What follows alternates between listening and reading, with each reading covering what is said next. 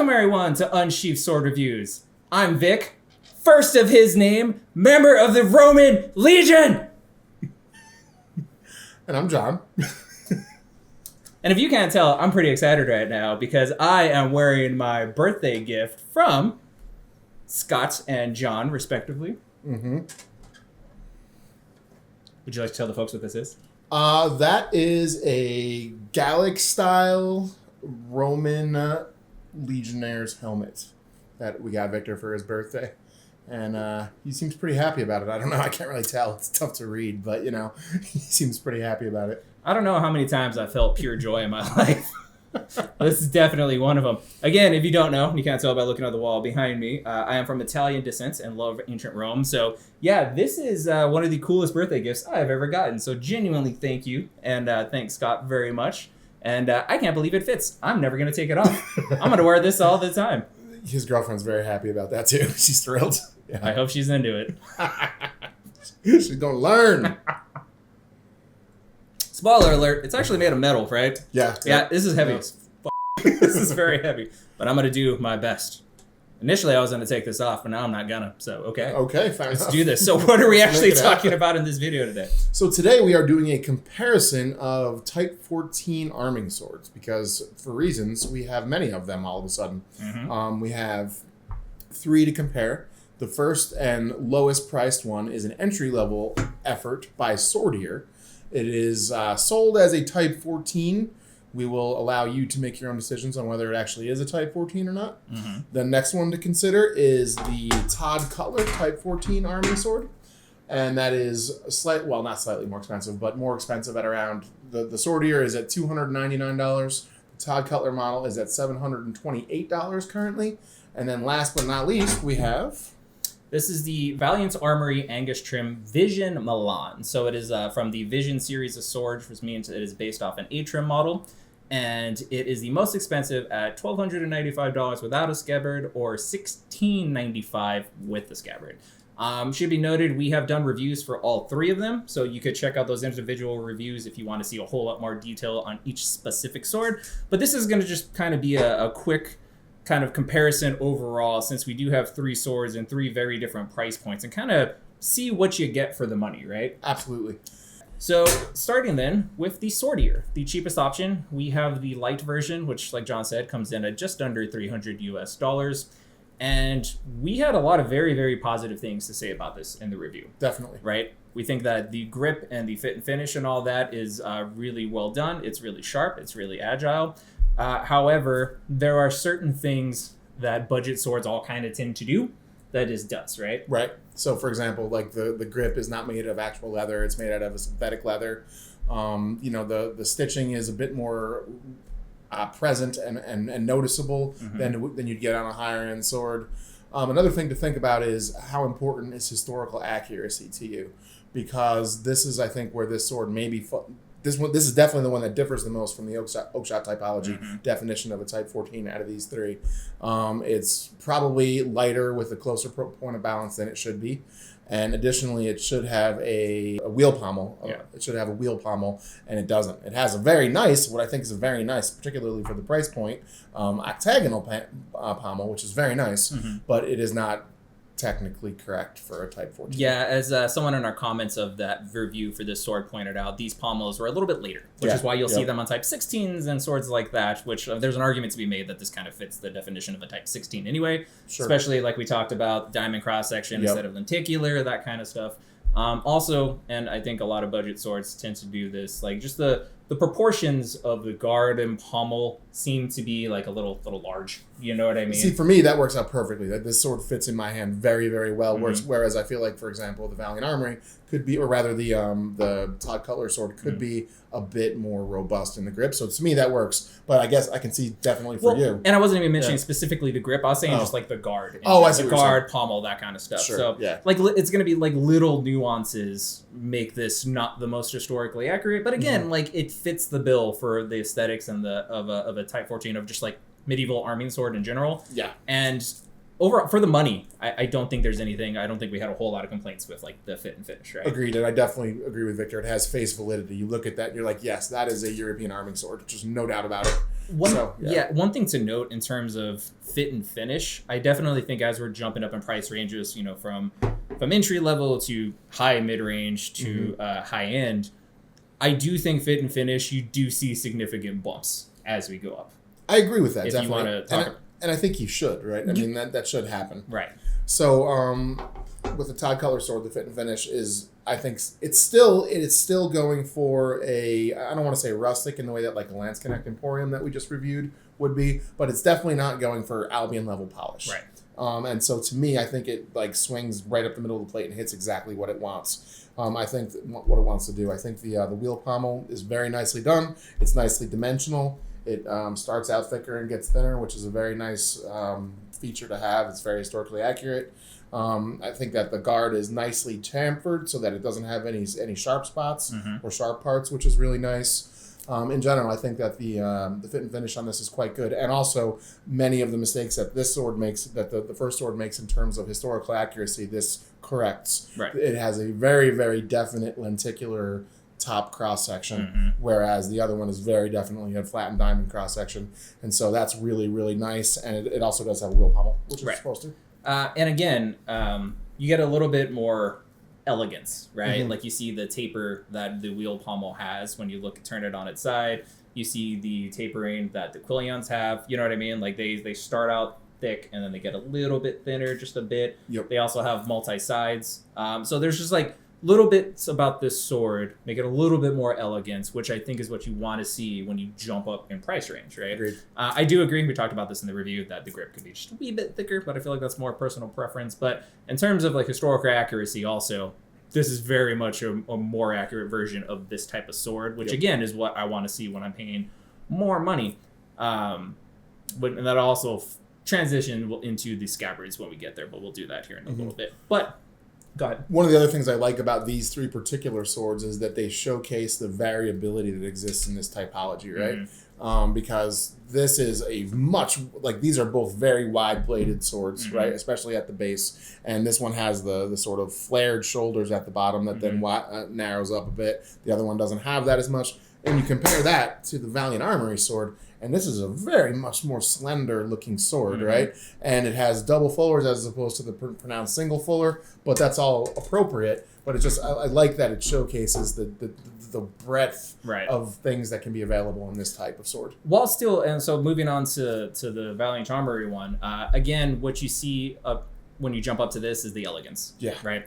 Still does have the flared shoulders, just it's thinner overall, but still definitely broadens out as a Type 14 should. Also, you start to see things like, in terms of the blade geometry, it starts at a flattened hexagonal cross-section, transitions to a lenticular, which some historic examples did, and like John said, combined with the dual fullers, like this just feels like a more elegant sword. And that even follows into the hilts. The grip it's perfect. Like, it's Valiant Armory. I have no bad things to say about it. It feels fantastic. It feels like just the right size to lock in my hand. Absolutely. Hexagonal is the grip. The risers feel spectacular. The dimension and the chamfering of the guard, all that. The pommel looks fantastic. Like, everything about this sword screams that it's more expensive. If that makes sense. And I think you can tell where every penny of that more expensive went. And I think, honestly, it's worth it. You know what I mean? And we'll cover that more later on. But I do, exactly where that money went with this sword. So, yeah. So, on to handling. Yes, but if you would give me a second, I'm going to take this off because it is heavy as shit. Tried my best. All right, so let's talk about handling then. And these swords are three very different experiences. And it should be noted that there's kind of a range, again, with Type 14s in terms of how they handled historically, but there's kind of a through line with them, and that is that they are very much intended to be knightly swords. Yes, absolutely. Right? So they're supposed to have a certain amount of authority. They're supposed to have a certain amount of presence to them. And I will say the Swordier is a bit of an enigma because it's the least expensive, and it is probably the most agile, probably like the easiest to just pick up and start swinging around and have a lot of fun with. Yeah, it's because that point of balance is pretty far back on this one. Point of balance is at 2.6 inches. Which is probably not where it should be. It isn't where it should be, definitely, for historically, but it does make it a very fun backyard cutter. Very fun, very lively. Like, you have a really good time with this, and I could totally see how, to somebody who doesn't care about historical accuracy, like, your preference might be this one. However, the other two feel way more like Type 14s. Yes, absolutely. But like on the opposite ends of Type 14s, though. Yeah, I know, which is funny, which is interesting. So that, again, that's one other thing I like about these three swords is they showcase the variability of this type quite a bit. Because this bad boy's a monster. Yeah, it is. Like, this is authoritative. This is powerful. Not to say that it's not maneuverable, like we talked about in our review, but it is definitely a very beefy knightly Type 14 versus the Milan. Right. Kind of feels like in the middle of the two of them, right? Yeah, and it's interesting because it isn't the heaviest of the three. No. But it feels the heaviest of the three. Yes. Not in a bad way, though. It just feels like literally this is, I mean, it's the last of the Type 1 swords in Oakshot typology, so it's designed to be almost as much of an impact weapon as it is a cutting weapon. Right. Because you're going to be fighting people in chainmail and helmets, Right. so when you bonk somebody on the head with their helmet, they should feel it. They wouldn't necessarily be debilitated by a blow from a swordier. This would knock you out. Yeah, this would concuss the heck out of you. And Yeah. also, furthest out point of balance at 4.75 inches, which again, right in line with like That's where beefy it Type should be. 14s. Yeah. But this feels very powerful. Versus, to me, my preference is the Milan in terms of blending aspects of agility and power. I agree with that 100%. I think it like really does hit the sweet spot because it definitely still has presence. It's definitely still a knightly arming sword. There's no arguing that point. But it's way more lively than is the Todd Cutler. Yes. Yeah. So I agree. I think, and for almost double the price, it ought to be. You know what I mean? So, but yeah, no, I think it's like, for my personal preference, and I think objectively, it is the perfect fusion of authority and nimbleness. Agreed. But that said, though, all of these are a lot of fun and offer very different experiences. So it kind of just depends on what you want and kind of what you're going for. Yeah. I think for the price point, what the majority of people are going to want out of a budget sword, just fun, go out there, start cutting shit up. The Swordier kind of does exactly what it should do, in my opinion, right? And better than it needs to for that price. Yes, strongly agree. Completely agree. And in fact, it's worth noting, and now we're going to talk about overall value anyway, but when we first kind of had all three of these swords out at the same time, we asked our friend Scott, who is not as well versed in swords as we are, which he thought was the rank them price wise. And I believe he put the Swordier at the top. He did because it handled to him the best because it was the most agile, and he's never really seen the stitching on the back edge of the grip like this one is. I'll show close-ups of it, obviously. So yeah, he thought that one, purely based on performance for the most part, was the most expensive. And that makes sense, if you don't know what a Type 14 is kind of going for, what it should feel like historically. So sure, but I mean that just points to the fact that for the price point, you're getting a really good sword for that price point. Oh, for sure, 100%. Yeah. So tying into overall value and looking at these swords as a package, we could talk about scabbards now. And so the scabbard of the Swordier, we really, really liked for the most part. It has that same faux leather that is on the grip, but it doesn't feel bad at all. Looks good. Stitch is pretty good. The thing we really don't like is this janky looking. There's like a patent leather thing going on here that I don't know. Shiny, cheap looking. Honestly, I would probably rip that off at some point because it'll look better without it. Yep. But you do get a very nice scabbard. It is pretty thick. If you're not aware, most historical scabbards were really, really thin in terms of like the wood for the most part. Yeah. But this feels pretty chunky, but as a package, it looks really good together. It feels really good on the scabbard. Moving up, though, to the Todd Cutler, you get a lot more historical accuracy. Exactly. You get a more historically accurate scabbard, I think a nicer scabbard. And I think, to me, of all of the first generation Todd Cutler swords, this was my favorite scabbard that they I'd made. agree with that. Because I really like this heavy brass buckle that's on here. I just really like the brass buckle. I think it looks really good, and it's kind of heavy duty and solid feeling. And also, as Victor mentioned, this one is much thinner. The wood, I think it's probably poplar, is much thinner than is that one. So, again, historical accuracy, but you're paying for it. Right, which makes sense. Why you would want thinner wood, because you want the weight to be less. As light as it can be and still do the job, exactly. Also, shape looks gorgeous, well decorated, fantastic. So it should be noted with the Milan, you could get just the sword if you're ordering from Valiant Armory's website, or you can get the belt and scabbard package. I opted just to get the sword. However, like I said, if you do get the scabbard from Valiant Armory, that jumps the price up an extra $500. Noted, though, you could always get the scabbard after the fact. So you could order a Vision scabbard directly from them, get it sent to you. While we don't have the Milan scabbard here, we do have experience with other Valiant Armory scabbards. So we do know that the quality is, it's a high-end scabbard, right? Fantastic leather work, fantastic detailing, the belt. The best leather work in the business, really. I mean, if we're going to just call it what it is. For production swords. Yeah, for production swords. Shy of going to a custom maker for a scabbard, right? Yep. And wearing it was fantastic. Like, I wore my Valiant Armory Monarch to this last Ren Fair. I forgot it was there. Like, super comfortable, fantastic, looked great. So I definitely think in terms of the package, aesthetically, again, kind of what you're paying for. I think the Milan looks the best. Mm-hmm. Whether or not it's worth that money to you, now this is what we're going to talk about. So if you want with the Scabbard, you're looking at $299 for the Swordier, $728-ish for the Todd Cutler, and $1,695 for the Milan. Mm-hmm. That's a big jump. That's a big jump in price. It is. However, I do think in terms of aesthetics, you kind of get what you pay for in terms of jumping up in price. In terms of overall bang for the buck, Swordier is really hard to beat. You can't beat it. Yeah. That's the bottom line. And even as somebody like, as Vic and I have gone through this hobby a little more, we both had the good fortune to handle some really nice high-end swords and to, develop an appreciation for what you get for that money.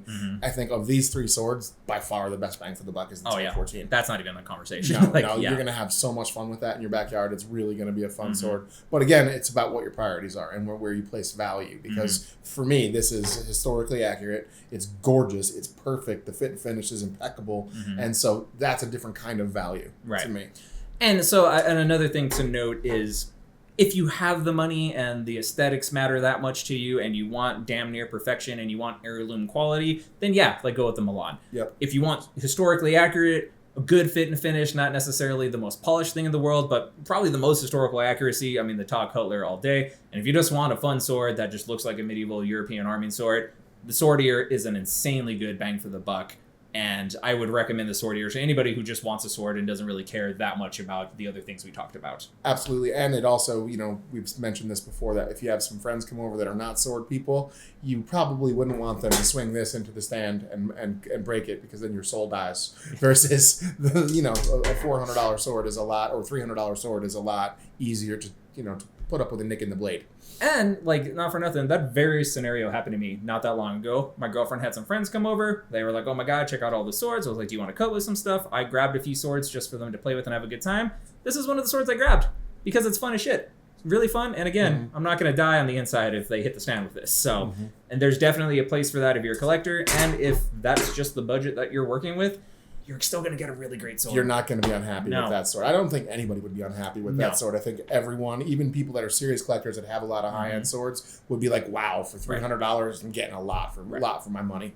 Which is why we kind of really wanted to make this video to show, again, the range that you can get in different price ranges, right? So, absolutely. So yeah, honestly, you can't go wrong with any one of these. I think they're all fantastic swords. I'm glad that we have experience with all of them, and I think wherever you want to spend your money, that's your decision, and there are some great options at any price range. Absolutely, completely agree with all that. And it's nice to see Type 14s getting some representation and love, because I really do like them. It's a neat period of swords. Their aesthetic, it just, a lot of people, it hits them in the sweet spot. Yeah. So. Well, because it looks like it could be on the cover of any fantasy novel, right? It's like, oh, that's a sword, Yes. So yeah, strongly agree. Okay, that's about all I got, John. You got anything else? That's all I've got too. So thank you very much for watching, and please do hit the bell for notifications and like and subscribe. Helps us drive the algorithm. Roma Evita. Peace.